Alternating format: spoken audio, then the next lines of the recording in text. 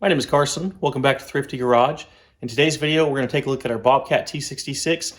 This machine is 2 years old. We're going to talk about the issues we've had in ownership, what repairs we've made, and how the warranty process is with Bobcat. As I said, this is a 2022 Bobcat T66. We've had this for right at 2 years now, and the 2-year warranty that comes with these, 2,000 hours, has just expired, and we recently had it in for a warranty service, kind of an inspection service to see what's wrong and make any repairs.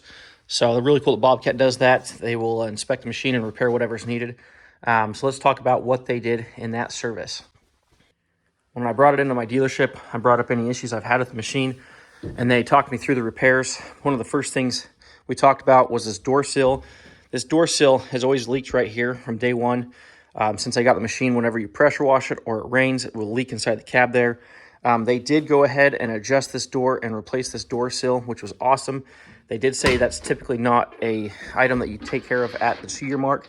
That should be done within 90 days. So if you do have an issue with any sills, be sure and talk to your dealership within the first 90 days of ownership. This right here was kind of pressed up, and that's where it was leaking in at, was where it was rubbing right here. So dealership did take care of that item. One issue I experienced early on was leaking coolant. I ended up finding it was leaking from this fitting, and I added this hose clamp on there, and that resolved the issue. It was consuming a little bit of coolant. Occasionally I'd have to add to it, and it was simply just leaking out right there. So that was an easy fix that I made on my own. One big issue these machines have is the air intakes frequently clog, and that's a much bigger issue, and it's a give and a take. The old M-Series machines, the T650, they would draw the air in, and it would suck debris on top of this. These machines actually push out, which is nice to keep all the debris off top, but in doing so, it draws the air in. So that problem is twofold, where it's got a vacuum and it's pulling pressure all along this cab. So as you're running your tracks, this runner here is picking up dirt and dust, and that's getting sucked into the cab. So that's one issue that comes with that. The other issue that comes with that is this area is covered with dust, and so we get a lot of dust in here. The dealership did replace this air filter. I did have to pay for the filter, but they did replace that for free, no labor cost in that. There is an aspiration kit that can be purchased, which basically is like a little vacuum fan that sits up in here, and then it hooks onto here and is supposed to draw that dirt away from the intake and make this less plugged up. The kit is about $500. Labor and install is closer to $1,000. That is something I may purchase eventually and probably do myself. The other issue with that is the dirt getting in the cab. So what they've got is they've got a seal kit for these. I don't know how much they cost, but they essentially go all through here and seal up where that cab is to prevent all that dirt from getting in there. So that's a big change with this machine. It's got like 50% better cooling capacity. I've never overheated this machine, T650. We did have overheating issues, especially when we were field mowing and out there with a lot of debris and dust and working in the woods. So it is one good thing about these machines, but also a bad thing about these machines. Another issue with our air intake system is our air conditioner. This summer, we had this thing just bleeding out water and mud and muck. And what ended up being the problem there is you've got inside the cab, you've got another cabin air filter, and then you've got the outside filter, and behind your seat here is where this filter's at. And you could take this filter off, and behind there's a little plastic cavity, and at the bottom of it you've got a little bird's mouth, and it's supposed to keep, let the water drip in but not suck anything in. So they ended up cutting a V-slit in that to help with that. What happens is that gets dirt in there, that water from the condensation starts mucking it up, and then it can't drain. So that has been an issue, and hopefully that bird's mouth fixes that issue. While we're here, I opened this up one time, and it had a hard time latching. This latch is not very good, so I would refrain from using that as much as possible. That is your emergency hydraulic release. If you're stuck in the machine with the arms up, if you open this, you can pull and twist a little hydraulic lever, and that will allow the hydraulic pressure to dump out. Here's a look at that same bird's mouth that's on the air conditioning, and they just cut a little V-notch in this to help with that, to not get clogged so easily. That can be accessed inside the cab, but you can also lift the cab and it can be accessed from underneath.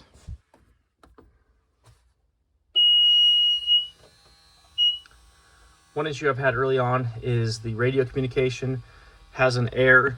The dealership reflashed this, and so they shouldn't be any issues. But when I first started this up again, this radio communication did pop up again. So I don't know if that's an ongoing issue or not. But that has been an issue we've had since day one. It's never affected the Bluetooth or communication with the radio, but it does just pop up that error. Another error we've had is the bucket has a wiring harness that goes to it for the automatic bucket leveling system, which whatever level you have your bucket at, as you go up, it will automatically adjust that level to keep it level, whether it's forks or a bucket keeps it level. So that wiring harness has had an issue, which we did buy a replacement harness for that. We have not installed it yet. That's not covered under warranty. Also, they said that the Bobcat hose was leaking. It had some abrasion on it, so they ended up replacing that before it started leaking. But I've noticed since they made that repair that our Bobcat up and down is mixed up. When you push the down button is when the arms lift up, and when you push the up button is when the arms go down. So I think they might have hooked up those hoses backwards. And they did forget to plug in this wiring harness, which might be the wiring harness that goes to that bucket leveling system. And this might just remove that air light from occurring. Now we've got that plugged in. That air light might pop up here. Another thing with the door, if you remove this plug right here, if the door's not fully closed, it will allow the machine to run, whereas normally if the door's on, it won't run. What we typically do, this door's pretty easy to remove, so we will pop this off, lift it off the hinges, and unplug this. It's a one-man operation. A little bit of difficulty putting it back on, but can be done, and that allows us to operate the machine if we have to with the door open. One major complaint with these machines is the hydraulic fluid sight glass location. It is pretty difficult to get in there and see, and you can't really tell right now that it's got, yeah, so my point proven. Can't even get the camera in there to see what the level is. It's right on the low of that. The fill on this is an updated version. The old ones had a little fill spout that came out here that got in the way. This one's tucked away. Still not great, still pretty difficult to service and maintain there. All the grease points are pretty easy to get to. This one's the most difficult. If you do lift the arms up about a foot off the ground, that moves that pivot point up higher so you can actually reach it here. This hole's kind of hard to get through with depending on your grease gun. Mentioned the coolant. We've had to service that. Had to put a lot of diesel in it. Had to switch out the air filters. That's a pretty common occurrence. The dealership was nice enough to wash out our belly here, which is great. If you let that dirt sit too long, it will start to fray wiring harnesses and cause issues. And then I've noticed on these machines, when you pivot the cab back, there's a hose that goes right along the back side of the cab, and it will rub right there. And I've seen a wiring harness in other videos where it rubs on that wiring harness too. So right where the cab sits, and when you lift it up, as you're looking back, it's a vertical hose that sits right there. You can see where the rub mark is. So that's something to look out for on these machines. Watch out for your wires up here that you don't have rocks pinching those off. That's what's caused that issue. Door sills, windows are great. Love the windows. No issues there, no complaints there. Love where the location of those are at. So let's talk about the extended warranty. This machine, when I purchased this, came with a 2,000-hour, 2-year warranty. We're far from using that. I don't know if you saw, we're at 300 hours, pretty low hours usage. I thought we'd be using it more than we have been. In the past, before we bought this machine, we were using these machines probably 500 or 1,000 hours a year. That's kind of what I expected. We haven't been using it as that. So we've got the option now to upgrade the warranty. We can extend it 1, 2, or 3 years, so up to a 5-year warranty, and up to 2,000 or 3,000 hours. So at our current rate of usage, we'd be having to do 500 or 600 hours a year for the 3,000-hour package. I didn't see that making sense, so we ended up purchasing the 2-year and the 3-year 2,000-hour warranty. So same hours that it currently has, but extending it out an additional 3 years for a total of 5 years. The plan was about $2,500, which is a lot of money. But when a lot of the comments I was seeing on the Facebook forums were, that's the cost of one repair. You take it to the dealership for one service, that's how much it's going to cost, so it's totally worth it. We're still obviously going to have to do our own maintenance, do our own oil changes, hydraulic flushes, all that stuff. But if anything catastrophic happens, I think that insurance is worth it. I'm typically not the type of person that buys warranties, but I think it makes sense on a machine that could have a $10,000 or $20,000 repair bill if something bad happens. So hopefully that's some good peace of mind for me for the next 3 years. And hopefully over the next couple of years, we get a little more use out of this machine and get our utilization rate up and come a lot closer to that 2,000 hours by the time we're all said and done. But overall, it's been a good machine, done what the business needs.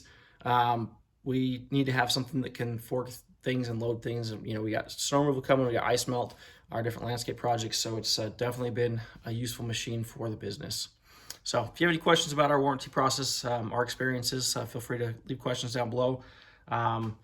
Love, hate the machine, let me know in the comments. Thanks for watching Thrifty Garage, and we will see you on the next one.